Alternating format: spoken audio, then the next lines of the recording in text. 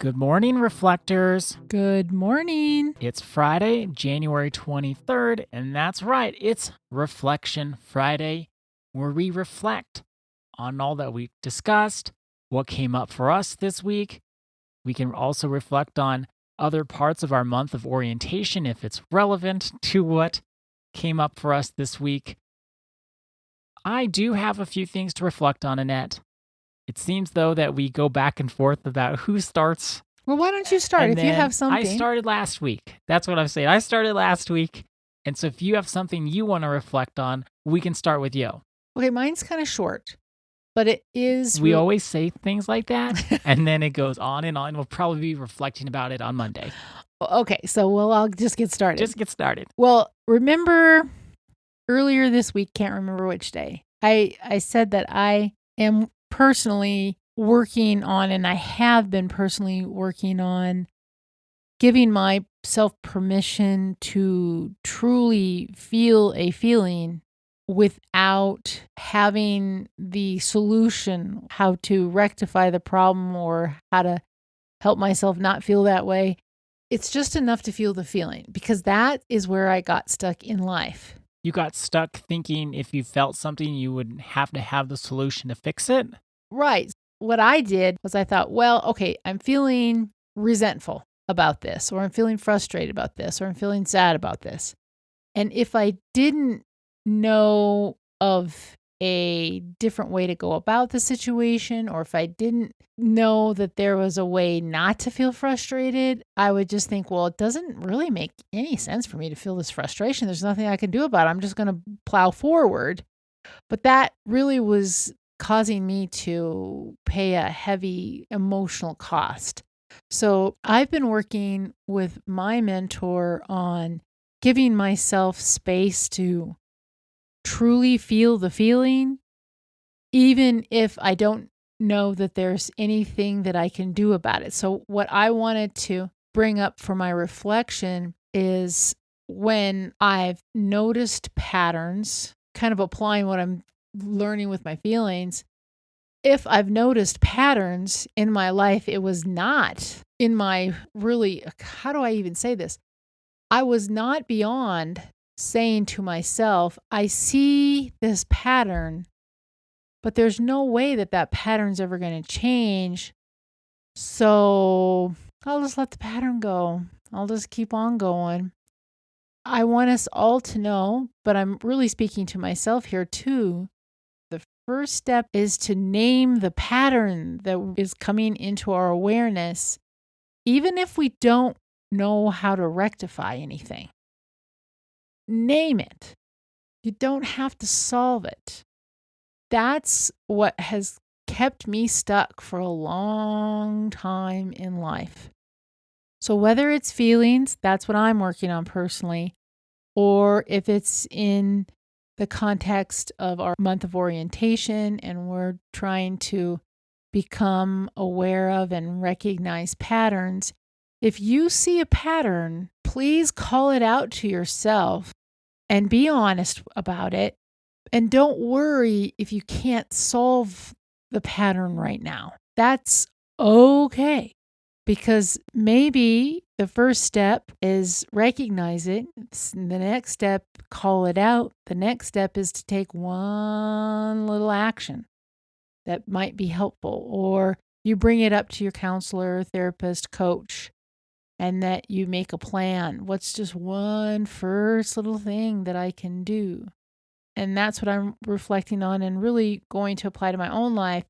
Don't let not having a solution cause you to just then move on. Because then we really won't have this orientation that we want. We won't be able to listen, notice, and align. We may listen and then not listen.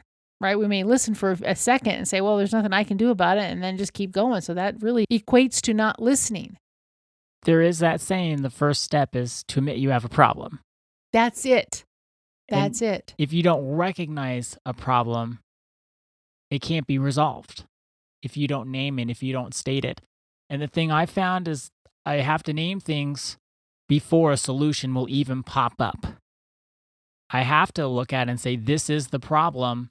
before my mind even gets to what could a solution be. There is a step-by-step to all of that, I think. We're wanting the solution before we've ever named the problem. It feels more hopeful that way. It feels safer. Well, if I recognize a problem, but I know there's a solution right away, then it's not that scary. If I recognize a problem or a pattern and I have no answers, that's kind of a scary place to be, but that's where the courage comes into doing this work. Well, the sad part is not everything has a solution. Because if something's out of our control and we can't do anything about it ourselves, maybe it's a bigger issue that's not within our power to fix, even if it does affect us, and there's nothing we can do by ourselves, we still have to name it. The reason why we have to name it is if we start shutting ourselves off from ourselves, we shut ourselves off from ourselves for everything else. So if we say, oh, well, this doesn't feel good, but I don't know what to do, so I'll just ignore it. We've just turned a little bit of ourselves off. We've disconnected from our listening, our noticing, and our aligning. Doing that too much is self-abandonment. Totally, and that's what I'm getting at. We can do that about one thing. Then we say, well, here's another problem, but I don't know what to do. I don't have a solution right away. Okay, I'll ignore that one too. We've disconnected ourselves from ourselves a little further. Do it again and again and again. So even if we don't have the solution in the moment, what we don't ever want to do is disconnect ourselves from our own inner wisdom, especially if a pattern repeats itself over and over and over again, even if the form is different. To me, what I've known in my life and seen in my life is that what repeats is asking for my attention, whether it's how I show up, how I let other people show up. If it keeps happening, it gets to a point where I have to do something about it. I just can't let it go and let it go and let it go. If it's unresolved and that habit or that pattern is unresolved, then it's time to do something about it. That's what I wanted to reflect on this week, because I've let patterns go and go and go, and they repeat and repeat. But did you know they were patterns? I did, because they felt the same. Did you recognize that? Did you talk with yourself and say, oh, this is happening over here. This is happening over here. This is happening over here. Or did you fly right past that? I would say there were times early on in my life where I would let it fly past me, but then it would get where I could predict the pattern. Where, oh, they're going to say this, I'm going to say that. And well, I wasn't right every time, but I was right a lot. But then that was my signal. This is just going to keep going unless I do something about it. I'm going to keep feeling this way unless I change this pattern. Because if we let things go, they just keep coming back around. What I like about working with you is we don't allow this kind of thing to go on. If we have a problem, we do have that emotional safety that we can just talk about it right away. We don't need to let it become a pattern and to come back around and to repeat itself. And either of us doesn't like it, and then we kind of say, okay, I don't know what we could do about this. And that's where emotional safety is so important to healthy relationships. Because we've worked very hard on our relationship. We have, and we do. So you can have a healthy relationship and you still work on having a healthy relationship. There's no time to coast, where once you get it, you got it, and you're good, and you could just float on down the river and you're fine forever. Personal development is a journey that never ends. It's a fun journey. It's also something you work on every day. Healthy relationship is something you work on every single day.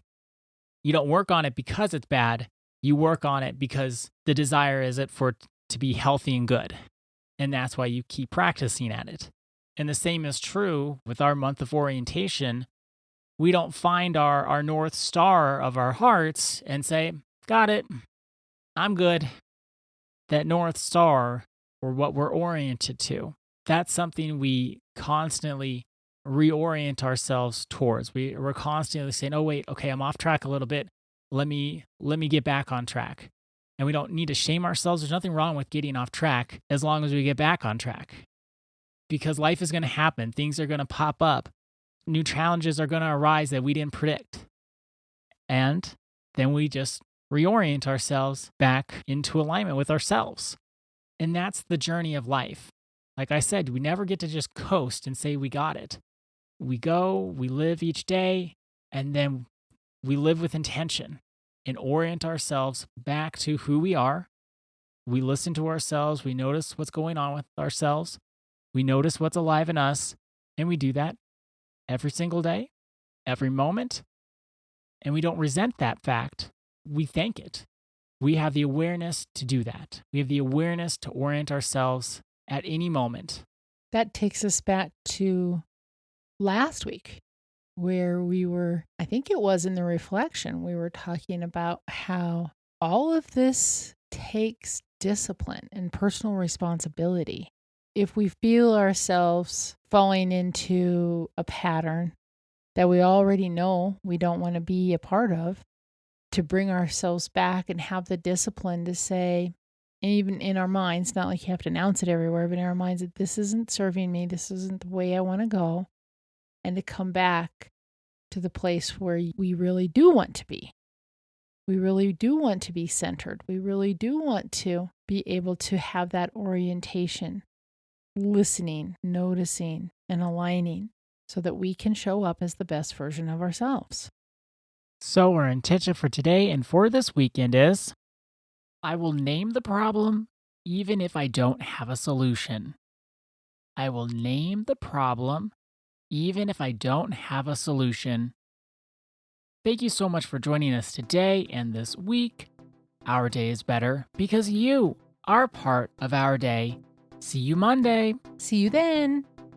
I'm wanting something more, and